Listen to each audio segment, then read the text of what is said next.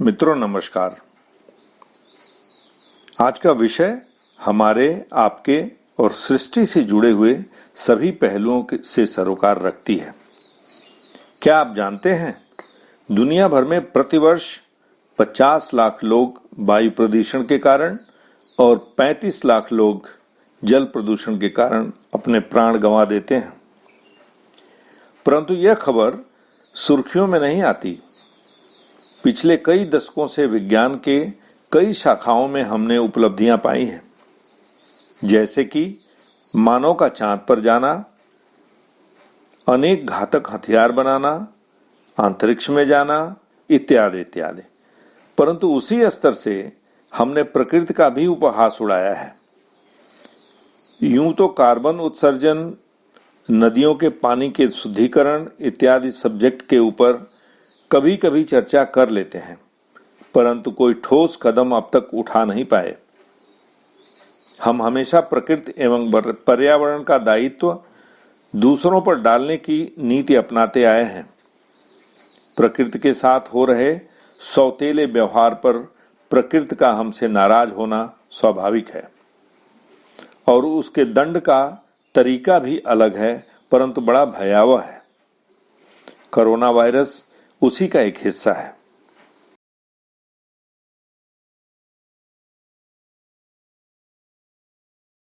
हम में से ज्यादातर लोग जब भी अपने आप को विचलित पाते हैं तो पेड़ पौधों से बातें करते हैं, पेड़ पौधों के बीच में थोड़ा समय गुजारते हैं।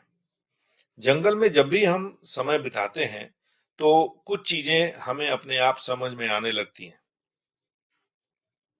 हमारे अंदर अपार संभावनाएं एवं क्षमता होने का बोध होता है। यदि बीज सही जमीन पर पड़े और वातावरण सही हो तो उसके विशाल पेड़ बनने की संभावना बहुत बढ़ जाती है। यदि हम भी अपने को उपजाऊ माहौल में रखने में सफल होते हैं तो हम भी एक विशाल व्यक्तित्व के स्वामी हो सकते हैं। कुछ बीज जमीन के अंदर के अंधेरे से डरने लगते हैं। कुछ बीज जमीन के ऊपरी सतह पर होने के कारण धूप एवं ठंड बर्दाश्त नहीं कर सकते। वे छाया ढूंढते हैं, अतः ऐसे बीज सदैव ही बीज बने रहते हैं। और जो बीज जमीन के अंधेरे को चीरते हुए बाहर निकलकर हर कठिनाइयों को पार करते हुए आगे बढ़ते हैं, वही पेड़ बनते हैं। हमें भी इसी प्रकार संघर्ष करने के लिए तैयार रहना चाहिए।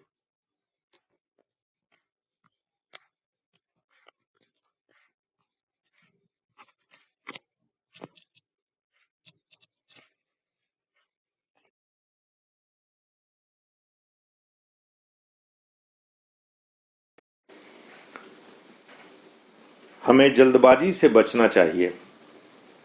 एक 100 साल के वृक्ष को 100 साल बिताने ही होते हैं। इस प्रक्रिया में समय अवश्य लगता है। इसी तरह विकास होने में पूरा समय देना जरूर पड़ता है। हर विकास प्रक्रिया को प्रगाढ़ करने में पूरा समय देना ही पड़ेगा। स्वयं पर विश्वास रखना नितांत आवश्यक है। हर बीज को मिट्टी में पड़ने से लेकर अंकुरित होकर पेड़ बनने की प्रक्रिया प्रायः हमें दिखाई नहीं देती। इसका अभिप्राय यह नहीं है कि विकास हो ही नहीं रहा है। थोड़ा समय जरूर लग सकता है। इसी तरह हम अपने नए प्रोजेक्ट और कार्य की शुरुआत के बाद मायूस हो जाते हैं और उन्हें असफल समझकर छोड़ देते हैं। अक्सर उनका परिणाम तुरंत दिखाई नहीं देता। हमें अपने स्वयं पर विश्वास कर अपने पथ से विचलित नहीं होना चाहिए।